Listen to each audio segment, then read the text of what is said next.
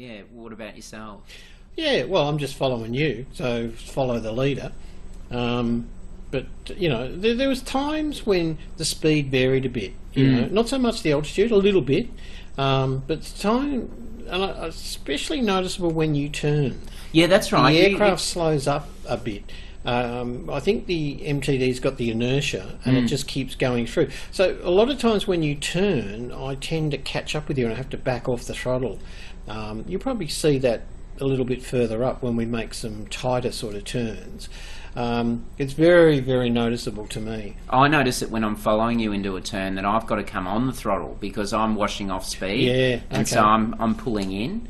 And I noticed it actually on this flight, and I was conscious of it towards the latter part of the flight. You know, you said you were going to turn, and I was ready to come in. And sometimes I'll even dip the nose a little bit just to give myself, you know, a bit of a run up to pull in.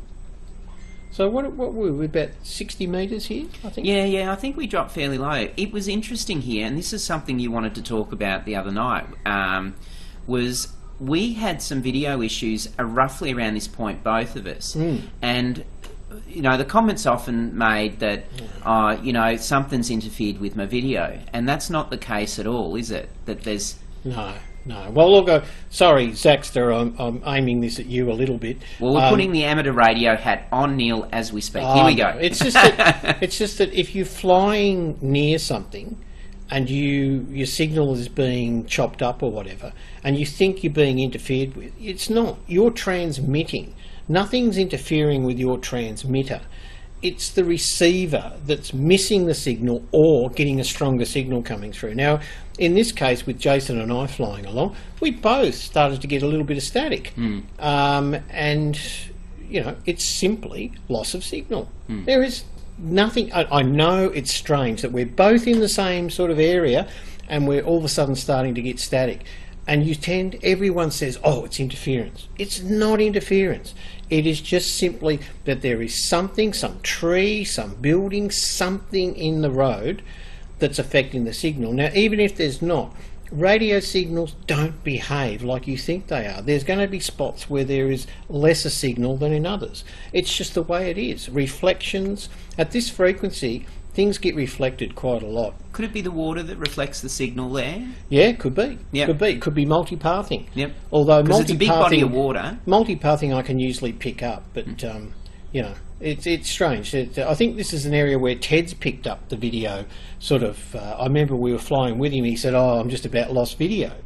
I remember it was around the same area. So it's just one of those things. But look, to those people who say, I'm flying near a tower or a transmitter and it's interfering with me, fine, it's interfering with your receiver. Yes, no problems at all, but it's never going to interfere with the transmitter. Your transmitter is just transmitting the same signal. It's always transmitted. Yeah, shouty. Yeah, sorry, I get on my no, but it's interesting. High horse about that, but it's just people use the word when they lose signal, interference. Well, I think there's a lot of misinformation out there about this, you know, and yeah, you sort of, it actually can steer you in the wrong course if you're trying to resolve an issue.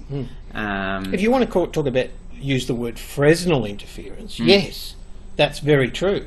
That something is blocking the signal, which is, if you want to call that interference. But I think interference is really where someone or something is interfering with you, like on the amateur bands when someone's talking too close and their signal is bleeding across into your signal.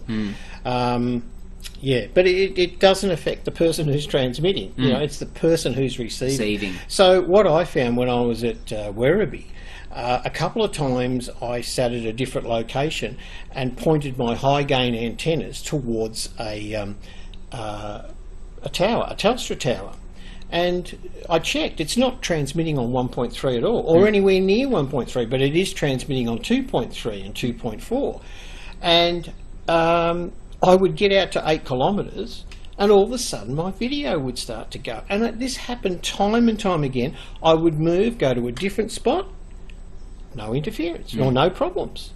Now, what I'm trying to get at, I was receiving the same strong signal from the aircraft back, But this other frequency was overloading my receiver. And it was causing interference at the receiving part, not at the transmitter. So having never sat there again for long-range flight, I never had that problem. And I went out to 52 kilometres at that spot. So it just shows you it can be where you're pointing your antenna. Well, vantage point, I think, is really important with selecting FPV sites. You know, but it's very rare to get a site that ticks all boxes. You know, this site we fly at here, it unfortunately, from a radio perspective, it's probably not ideal. It's surrounded by because it's a bit trees. lower.